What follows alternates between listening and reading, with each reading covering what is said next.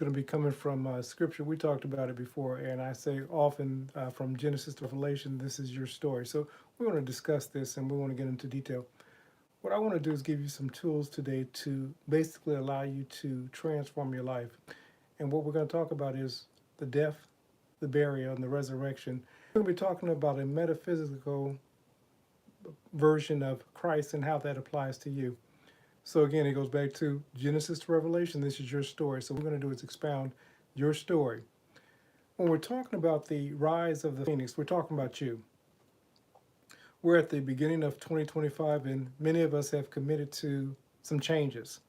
And as we're looking at those changes, what's happening is we're like, well, I don't feel any different and so forth. So we want to talk about the tools that will allow you to begin to transform your life. And hopefully what's going to happen is you'll begin to understand what we're talking about at a cellular level. I often say it and I must repeat it. When we're talking about quantumetics basically means a spiritual traveler at a quantum level. You're basically a traveler here. You're a spiritual being having a human experience. As you begin to understand that you're a spiritual being having a human experience, that you can clothe yourself into any persona. Neville called this going into states. Most of us have identified with our current reality of who it is that we say that we are. And because we've brought into that so deeply, it's hard for us to bring about the necessary change. But if you can begin to understand at a basic level that you're a spiritual being. Now, you say, well, Coach, what does that mean? That sounds religious to me. We're not talking religion. I could just say energy system. And as an energy system, you can clothe yourself into any persona that you desire. So let's say that as an energy system, without, you're seeing some things that make you happy. Then of course you clothe yourself in happiness.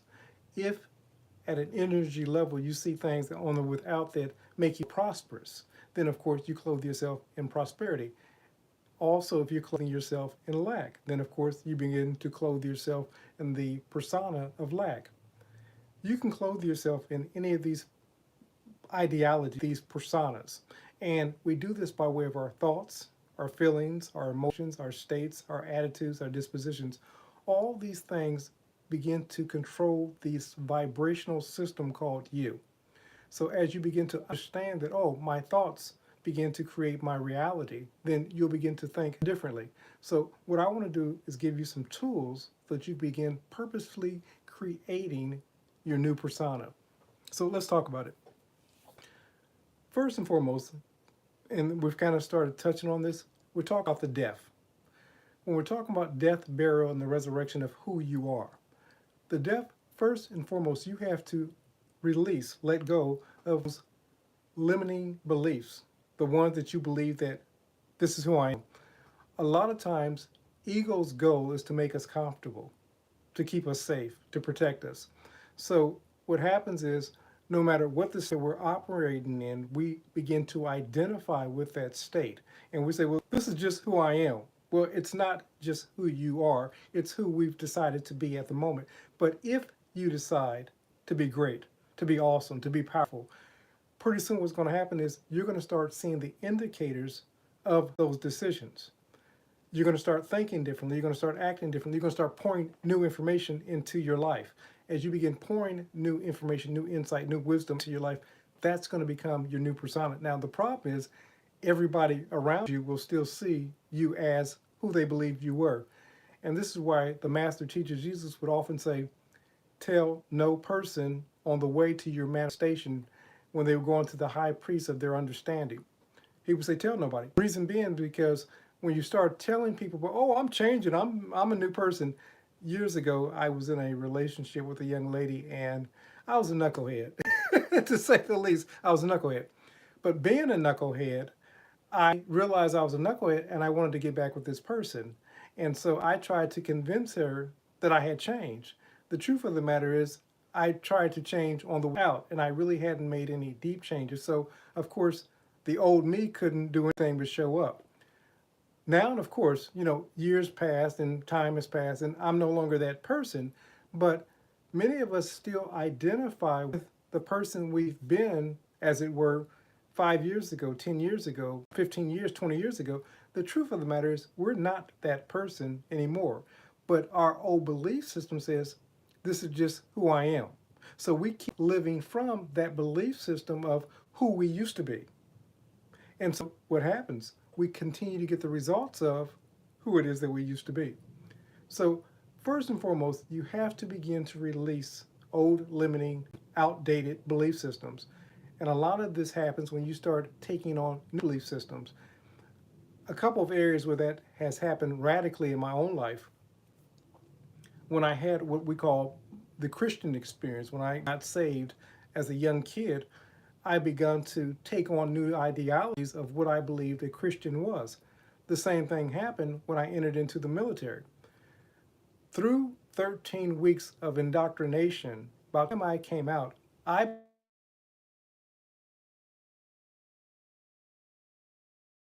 from a United States Marine, I started carrying and conducting myself differently. You can do this with anything. You can take on the principles of, let's say, a Neville Goddard, Joseph Murphy, Wayne Dyer, Tay, whomever. You start pouring in these new thought teachers, indoctrination, their words, their wisdom, their insights into your life, you're going to start thinking differently. Same thing happens in religion. When you start getting involved with a religious belief system, creed, indoctrination, let's say Christianity, Islam, Buddhism, whatever, once you start plugging into that belief system and you start identifying with that new ideology, that becomes who you're living from at that moment. So you can change your belief systems about anything, relationships, money, health, whatever. I've seen people change their ideology about relationships and begin to attract to themselves the type of relationships that they wanted to attract. I see this with money. I talk about a guy by the name of Carl Runefeld, who was from Sweden, decided as a kid he wanted, 21 years old or so, he wanted to be a millionaire. He started changing his belief systems about money, and about a 5 to 7 year period, he was a billionaire. We can do this with anything. The Warren Buffett, the Bill Gates, all of the people, Elon Musk, all these people you see, they weren't and are not the same people that they used to be. They took on some new ideologies. Because of those new ideologies, they started living from a different mindset, and they created a different lifestyle. You see this with actors, you see this with performers, you see this with musicians, whomever. What they've done is taken on different belief systems of who it is that they believe themselves to be, and they started living from that new belief system, and they started getting the results. You can do likewise. So first and foremost, you have to release old limiting beliefs. That's not who you are. It's who we've decided to be at the moment because of primarily indoctrination. You got to surrender the ego. I said it earlier, the ego's goal is to keep you safe. So it will keep providing you evidence of who it is that you used to be. It will allow you to stay in a place of discomfort as opposed to an unfamiliar place of new possibilities. So as you release your ideology of ego, this is who I am, me, myself, and I. Once you release that and you open up to the possibilities of being something new or different, that's what's going to show up in your life. Next thing, when we're talking about the death of the old self of who you used to be, you have to accept the change. One of the things that happened, like I said, in my religious experience, in my military experience, I started believing that I was who it was that I said I was, whether it be I'm a Christian now, or I'm a Marine, whatever, I work with this company. When I started identifying with that new belief system, that's what I started living from. So you have to begin to accept whatever the ideology, that new belief system, as being true for you. As you begin accepting that and walking, Neville said it this way, you have to live from the in. Now, Neville, as well as other teachers, have said this in various ways, but your lifestyle will always mirror your core beliefs. When you're living in the in, you start living from the state of a person that's in better health, that can occupy loving relationships, that can have more money. What that doesn't mean is you go out and get into debt or anything like that. You start becoming financially responsible. You start becoming relationship responsible. You start becoming health conscious, health responsible. You start living from the state of the person that has that type of lifestyle. Today I worked out. Why did I work out today? I worked out because that's what I do. Now, if you had asked me that, let's say, a couple of years back when I wasn't working out as consistent and persistent, then that wouldn't have been who I was. But now that I identify with somebody that 3 days a week, one of the things I'm going to do is work out. You understand what I'm saying? When you start believing what it is that you say that you truly believe, your lifestyle will begin also mirroring that. You say, well, coach, I want to be abundant, but my lifestyle does not reflect abundance. You start living from a place of abundance. Now, what do I mean? You start practicing gratitude. You start managing the resources that you have. You start, say that you're dealing with credit card debt. You start knocking those cards off. The best way you know how, paying maybe the smallest card off first. You start becoming financially responsible. You're going to start seeing the results of that. We all talk about, and I was trying to think of the gentleman's name. He's in finances, but one of the things and his name will come to me in a second here, but he started off in a place of debt, but he started becoming financially responsible. And as he practiced that over and over again, what happened was he started becoming an authority in that particular field. Dave wasn't always the Dave Ramsey that we know today. He wasn't always this budgeter, this person that was financially responsible. He had to get to that place. Now we don't know any version except this version of Dave Ramsey, who's created this multi-million-dollar empire. But the only thing that changed with Dave Ramsey was he started believing that he was financially responsible, and he started living from that mindset, being financially responsible. You can do this with any area of your life. The problem is, especially like I said in our Neville Goddard community, the Joseph Mercy, we see this as magic. It's not magic. It's who you are. When you begin understanding that truly your energy systems and whatever you're vibrating from that level of your energy system, that's what's going to begin to show up in your life. As you continue to do this consistently and persistently, you're going to see the results, the evidence. But as long as you keep thinking this is, let's say, some magic formulas or some tricks and that only a few people know, what's going to happen is you're going to have some levels of success, but then when life seems to show you contrary because you don't realize, oh, that's going to show up. But I don't have to focus on that. I focus again on what it is that I want to continue to manifest. You're going to get distracted and you're going to like, well, this stuff doesn't work. The stuff absolutely works. Life happens to all of us. But like Mr. Lim says, he says, listen, occasionally I get off track. But the secret is I get back on track quicker. And this has to be each and every one of us. We have to get back on the track of right thinking of what it is that we want to be, do, or have. And like I said, the problem is we keep making this stuff magical. We keep going to the next person, look for the next formula, saying, how can I manifest this in my life? You're doing this stuff anyway. You're doing it. So as you become more mindful of being a conscious creator, you're going to see more of that show up in your life. Okay, let's go through. So we talked about the death. You got to let go of those old belief systems. Now we're talking about the burial. Burial is the transformation. This is the part that goes unseen. This is the part of you that the inner workings that nobody else can see. This requires that you start going into the silence. You start getting quiet within yourself. Those who do this work are going to get the results. And to everybody on the without, your life is going to look like the miracle, because very few people want to do the disciplines that are required. But the funny thing is, everybody that you're listening to, everybody that you're seeing that's blowing up, that seemingly is doing, the miracles, as it were, they're doing the silent work. They're going into silence. They're practicing the mindset skills. They're doing the necessary work. Now, most of them don't tell you that this is what they're doing. So what you see is them telling you about the results. And you're like, well, how is it that they're getting the results? They're doing the work. And for those who may give a placebo result, it's not going to be long-lived. But the people that you see doing this consistently and persistently, They're doing the work. And if you want to be successful at manifestation, law of attraction, law of assumption, Neville Goddard was one of the hardest working people when it came to being disciplined with his mind. Same thing with Joseph Murphy.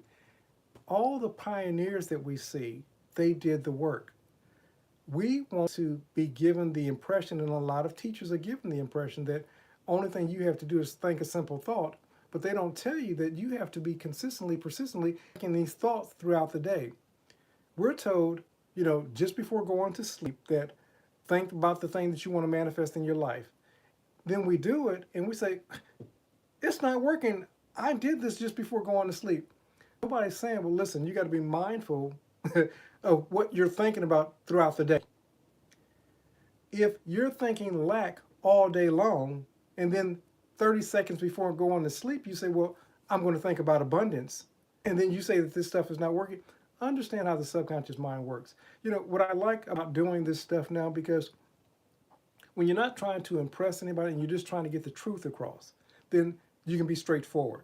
So I'm going to tell you the deal. Now, you can go to all the other sites and they can tell you the magical formulas and so forth, and you can keep wondering why they're not working. But I'm going to tell you why they're not working so that you can apply the principles and be more successful in these applications in your life. The reason why they're not working is because you're not controlling your own inner conversation. And what I mean by that, it's said that we think anywhere from 70, 80, 90,000 thoughts a day. Unfortunately, most of those thoughts are on repeat. Those thoughts that you're thinking throughout the day, if it's focused on negativity, if it's focused on lack, if it's focused on not being in a loving relationship, if it's focused on poor health, then you got to understand that's what you're sowing to your subconscious mind. So now, just before going to sleep, I started thinking a positive thought. Abundance, prosperity, loving relationship, better health. I wake up the next day and I say, this stuff doesn't work. You got to understand the subconscious mind is going off of, it's a mental computer. So it's going off of the programs that you've been placing in it all throughout the day. It will take that last thought, but it's also going to bombard it by everything else that you've thought throughout the day. Why am I telling you this? I'm saying you have to be more mindful of what it is that you're giving your attention to throughout the day. Put some post-it notes, some sticky notes, some affirmations, things that you want to see, the pictures. Subconscious mind loves pictures. You start seeing a collage board of your brand new house, your brand new car. You watch videos of people that are prospering. You continually, one of the things I try to do before going to bed is look at least one biography. I go onto YouTube, I go on my smart TV, so I got YouTube up on my big screen, and I'll look at least one biography. Why am I doing it? I'm looking at other successful people and I'm like, if they can do it, so can I. But that's the last thing I'm getting before going to bed. You understand? We have to be more conscious of what it is that we're giving our attention to. Listen, media, they're spending not billions, but trillions of dollars to get your attention. Why? You're watching that movie, you're watching that video, and all of a sudden this thing pops up and it's a commercial selling something. They know that that's the most vulnerable time of getting your attention. Now you're thinking, well, that thing don't matter to me. It's all of a sudden I'm driving down the road and I have a taste for McDonald's. I haven't thought about McDonald's for years. Oh, it was that commercial that I got. You understand what I'm saying? People are fighting for your attention. You have to be mindful of what's getting into your mind gate by way of your eyes, your hearing, your thoughts, everything that you continue. Just be mindful, creators, because what you give your attention, that's what's going to continuously, persistently show up in your life. So go into the silence, get quiet, and think about who it is that you want to be, do, or have. Once you come out of the silence with that mental image, you're going to see more of that in your life. That's just how it works. So practice getting silent. Plant seeds. So go into the silence. The other thing is, we're told, as you sow, so shall you reap. Talking thoughts. We're talking feelings. We're talking attitudes. Whatever you're sowing into your mind, that's what you're going to reproduce in your world. So be mindful, be conscious, be persistent of what it is that you're allowing to germinate give your attention throughout your day, because that's what's going to reap the harvest. Everything in your life at this moment is the byproduct of everything that you've thought, you felt, you've emotionalized up until this moment. Everything from this moment on will be from the seeds that you plant right now. As you begin planting those seeds, those thoughts, those words, those actions, those feelings, those states, they're going to give a harvest. And they're going to be in your next moment of now. And we keep reproducing, repeating the pattern over and over again. We call this life. If you want to change your life from this moment on, simply choose to be more conscious about the thoughts, the actions, the attitudes, the feelings, states that you're planning at this moment of now. Mr. Linder will often say we're always thinking ahead of our evidence. This is absolutely true. Neville Goddard says, go to the end. Go to the end of the person that you want to be, do, or have. A lot of times people say, write out an obituary. Write out the obituary of the person that you want to be. That way you can go to your end, see the person that you want to be, and start living that person. Come back, like Michael J. Fox, come back to the present and start living from that powerful person now. As you start doing that, that person is going to show up in your life. It's not to say that you're not going to bump your head, that obstacles and challenges are not going to happen. Those things are called life. But what they do, act as a guide towards your future. They're detours. They're basically saying, okay, don't do it this way anymore. Do it this way. You learn those life lessons. They get imprinted on your mind, and now you can have the tools to live out a successful life. So plant seeds of the things, of the harvest of the things that you want to create in your life. Next, in the burial process, trust the process. Let me say this. Yesterday I was driving, coming back home from the store, and I was pulled over by an officer. And I realized I hadn't done anything wrong. Stopped at a stop sign, and what he said was that I had overwent the stop sign. So there was a line. He said, when I stopped, I crossed over the line. I'm like, that's the story? And I started laughing because I just thought it was hilarious. I mean, I said, he's getting his quota. You know, I'll pay the ticket and go on about my business. But in a brief moment, I saw the guy giving me a warning, but I was prepped to pay a ticket. I just saw, like I said, briefly, the guy give me a warning. Anyway, probably about 10, 15 minutes pass. I'm sitting there waiting. He's doing whatever he's doing in the car. And he comes back and he says, listen, I'm not going to give you a ticket this time, but I'm going to give you a warning. Slow down. I said, thank you, officer. I appreciate it. Now, I was prepped to get the ticket. But like I said, it was just a brief moment. I said, you know what? What if the guy would just give me a warning? We're planting seeds all the time. We're experiencing that harvest all the time. Jesus said this, be mindful of even your idle words, because in the day of judgment you will give an account. What he's not talking about, creators, is that God's looking down and he's going to open up a great big old book and say, you remember when you said this on that day? That's not what that means. The day of judgment is the fulfillment of that word. You sow the seed of a word, a thought, an action, attitude, a disposition. The day of judgment is the fulfillment of that thought, that word, that action, that disposition, that attitude. Right now, at this moment, you're living the day of judgment, good, bad, or indifferent. Judgment doesn't always mean something bad, but you're living the day of judgment of everything that you thought from your past up to this moment. Everything that you experience from this moment on will be from this moment in previous thoughts until you replace them. You replace them by, okay, acknowledging that's not what I want, delete, cancel, and then replace it with that nature abhors a vacuum.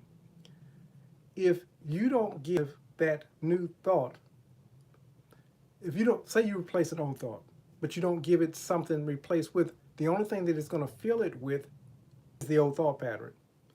You have to give your mind new information to process. This is what happened. 13 weeks of Marine Corps boot camp, they were keeping us up all day, working us, sweating us, but they were also reprogramming us. at our very lowest state. We were exhausted, so when you're exhausted, you're open to almost anything. What am I saying to you? When you're in a state of not being mindful of what's going on or coming into your mind gate, anything can come into your mind. We're bombarded by literally trillions of thoughts any given moment. What happens though, we grab one or two of those thoughts at any given time, and we either bind with that thought or we release the thought. A lot of times a thought will come and we'll say, where did that come from? And we dismiss it. Everybody can't do that. Many people will receive a thought and they'll think because they thought that they have to own that thought. So they'll start entertaining that thought, dancing with that thought, romancing that thought. Now that old thought, it may not even be something that they can even identify with, self-harm, harming someone else. But now they've identified with that thought, as opposed to me, a crazy thought comes, I'm like, where did that come from? And I dismiss it. A lot of times people get these crazy thoughts and they own them. And then they start carrying these thoughts out. Then they start planning and contemplating and so forth. Creators, you don't have to own every thought that comes your way. Sometimes just acknowledge a crazy thought like, man, that was crazy, and move on. As you begin doing that, as you become, listen, simply becoming aware is going to be your superpower. You become aware of what it is that you're thinking any given moment. That's your superpower. It's like the 1 Minute Manager, that was told by, I think it was, I can't even remember the author, but the goal was, as a manager, go out and find your people, catch them doing something good, and compliment them on that which is doing good. When you're thinking a thought that compliments and resonates with, celebrate that thought. But when a thought comes that isn't something that's advantageous for you, something that's not beneficial towards you, then you say, where did that come from? Dismiss that thought immediately. But you have to replace that thought with something new. So trust the process. When we're talking about trusting the process, understand this. Your job, for example, let's say that you go to the end and the end says, I'm going to be abundant. I'm going to be healthy. I'm going to be in a loving relationship. You can't say to God, source, universe, but it's got to happen this way. Your job is to go to the end. The bridge of incident, as Neville called it, is not your business. The how is not your business. You can't know how. Listen, we're only taking in, at a conscious level, 8 bits of information. Every time we're taking in information out of the thousands, millions, billions of thought information that's coming to us. You can't know. What I'm saying is your mind is too small. My mind is too small to know all the 8 billion possibilities, and it's way more than that the universe is going to offer you. You can't know that. Your job, like Abraham's job, if you know scripture, his job was to see himself as the father of the multitudes. Jeff Bezos' job was to see himself owning an online bookstore that was worth hundreds, not hundreds of millions, but hundreds of billions of dollars. He saw that when it was ludicrous to see. You understand what I'm saying? When you start seeing in your mind's eye who it is you want to be, do, or have, you're planting the seed. But understand, you can't know the how. Get out of the divine universe, source, God's way of trying to figure it out. You're not going to figure it out. And if you think you're going to figure it out, what you're going to probably do is mess it up anyway. Just get in mind the picture of who it is that you want to be, do, or have. What's going to happen is things are going to start showing up. Opportunities are going to start showing up. Then you take the appropriate opportunity that's taking you where you want to go. It's like a map.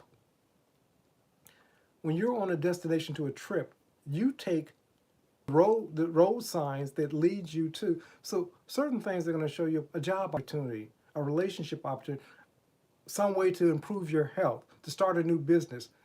You're going to start that thing and you're going to take on that opportunity. All of a sudden, you're going to learn something from that experience.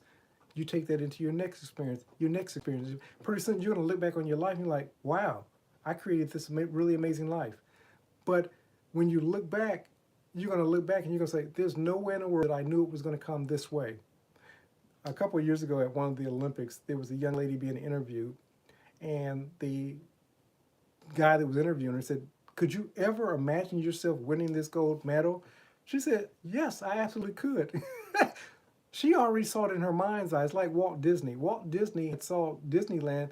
Somebody was at his deathbed and said, Walt, I'm sorry you're not going to be able to experience Disneyland. He's like, man, are you crazy? I've experienced it thousands of times in my own mind. You see it in your mind's eye as already being done, but yours is not the how. Just understand that. Yours is not the how. Okay, let's talk about, so we went to the death, the burial. Now we're going to talk about the resurrection. This is, some of you should really get it. This is about the new you. Okay, so when we're talking about the resurrection, when we're talking about the phoenix within you, you have to embody the new ideal, the new concept, the new belief system. Again, I said earlier on, you're a spiritual being having a human experience. So as a spiritual being, you're naked. You're like in the Garden of Eden. Because you're naked, because you're without form, as it were, when you start taking ideals, ideologies, beliefs, you're clothing spirit at that moment in that new ideology. Universe says this, God says this, be it unto you according to as you believe. As a man, woman think in his heart, so is she, so is he. Your body of belief that you're embodying. And listen, when you first start putting on this new ideal, this new concept, this new belief system, like Ness said, it's going to be like a new suit. We're talking states. When you get into this new state, it feels like a new suit, and you're going to think, it doesn't feel right, and everybody knows that this is the new ideology that I put on, whatever. Nobody on the without is going to know that you've taken on the ideology of abundance, loving relationship, better health. Nobody's going to know that. But spirit's going to know that. But as you continuously put on this suit of abundance, of better health, of loving relationship, it's going to become a part of who you are. This is embodiment. Neville says, live from the end.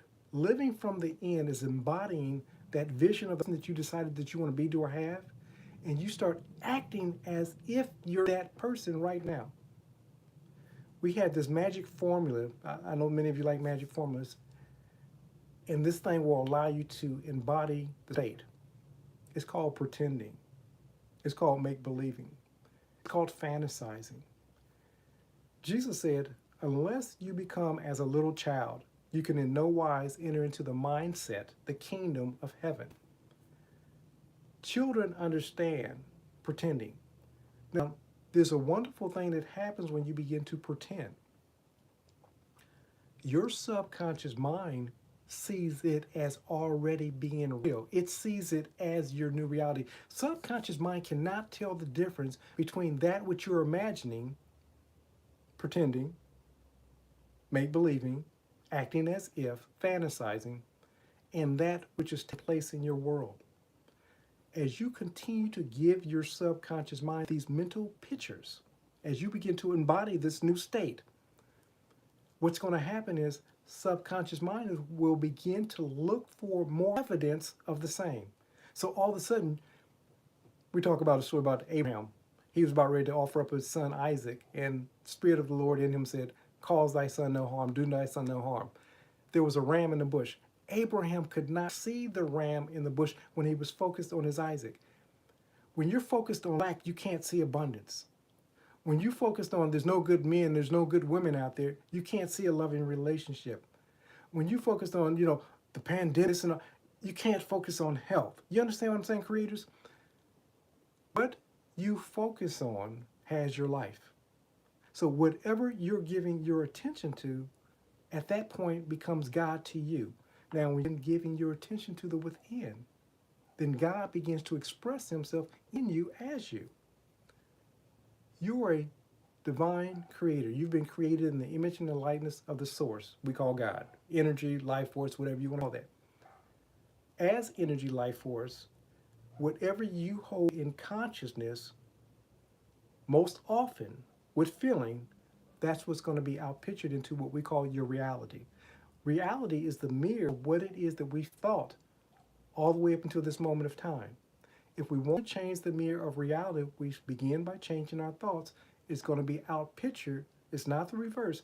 Reality is not controlling what it is that we're thinking unless we get that place, but we're thinking in reverse. Reality, what Jesus called the fruits, reality is the byproduct or the effect of what it is that we believe about our world. So if we believe in abundance, if we believe in love and relationship, if we believe in better health, then that's the reality that we're going to experience. It can't be otherwise. I know that this sounds like fantasy to some. This is how your mind works. This is how you work as an individual. And as you understand that you're going to get the results. You can't not. But don't say, well, I've tried this for a few weeks and it doesn't work. It's absolutely working. What the fruits, the evidence is showing you is what you've really been giving your attention to. If we're not happy with the fruits, then we have to change the seeds that we're planting. There's no other way around it. But let's move forward. So embody the new identity.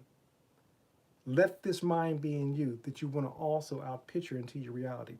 So next, live with purpose. Give yourself something greater than yourself to work towards.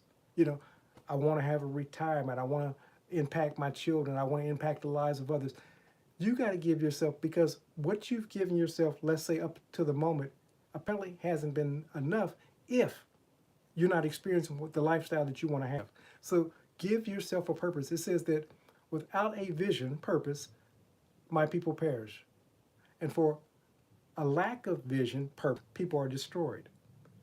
You give yourself a big enough why, it will transform your life. Because when those other things come up, as they will, life events happen, you won't be distracted. You'll still be on purpose no matter what's going on the without. There are a lot of people that have lost a lot of stuff recently because of fires and so forth. Many of those people are going to be okay. Yes, they'll go through the devastation and so forth, but now their purpose is, I got to get my life back on track. And they now have a vision for their lives. What about you? Don't wait till some tragedy happens before you get a purpose for your life. Decide what it is that you want to be, do, or have now. So when life events happen, and I promise you, it's just a matter of time. Life events happen to all of us. They do. But when life events happen, we're on purpose and we're not shaken or moved by those life events. Lastly, start sharing and expanding. As you give, it's given to you. And the scripture said it's this way. Give, and this is a law. This is not religion. This is just law works. This is the law of sowing and reaping. You plant a seed in the ground. We can talk science. You plant a seed in the ground, it goes into the ground and begins to, you give it water, sun, and the elements and so forth, and it begins to produce a harvest. The funny thing is about a seed, you don't ever plant one seed in the ground and get a single blade of grass or whatever from that one seed. It multiplies. Same thing with thought, energy, giving, and so forth. So let's talk about giving, because this is where we're at now. You start giving of your life experiences. You start giving of your talents, your gifts. It says this, give, and it shall be given to you. Pressed down, shaken together, running over, not will God give, but will pour into your lives. You want more abundance? You want loving relationships? You want better health? You start giving away what it is that you're seeking. What's going to happen? When we educate another, we educate ourselves. You're going to start experiencing the results of that giving. But the universe says this, you can't outgive me. And I'm going to close with this story here because it's a wonderful story. I don't know how many of you are familiar with Cat Williams, but he was being interviewed by Sherry Shepherd. He said, Cat, there's something that people don't know about you. And she said, I want to share with us. So he kind of started, getting quiet because he doesn't like putting it out there. But she said, you're a giver. And she says, you give a lot. There's so many people that have talked about how much you've given them. Other people in the industry, so forth. Cat Williams. Cat says, listen, he says, I give, but it's kind of selfish, to be honest with you. He says, because what I realized, I learned a long time ago, was that I couldn't outgive, he called it God. You can't outgive the universe. You can't outgive source. And he says, every time I give, I find that I receive in return. Now, it's not necessarily coming back from the same source, but I'm continuously being blessed. So I realized a law that I couldn't outgive God. I couldn't outgive the universe. You start giving of your abilities, your talents, your gifts, whatever. What you're going to find is the universe is going to find a way to give it back to you. You can't outgive God. So I'm going to wind down, and I'll see you later on this week. I'll be going live. I tried to go live at 12 o'clock, but I had some challenges. I'm in the learning process of this on YouTube, so bear with me. Guys, I love you. I appreciate you. And for those who want to come back to this that may have missed some video, it'll be on the lives, so it'll be out there. I'll put a thumbnail on it, and that'll be that. Appreciate you. Thanks for showing up and showing out. And this is Coach DeCarlo, and we'll talk to you later. Take care.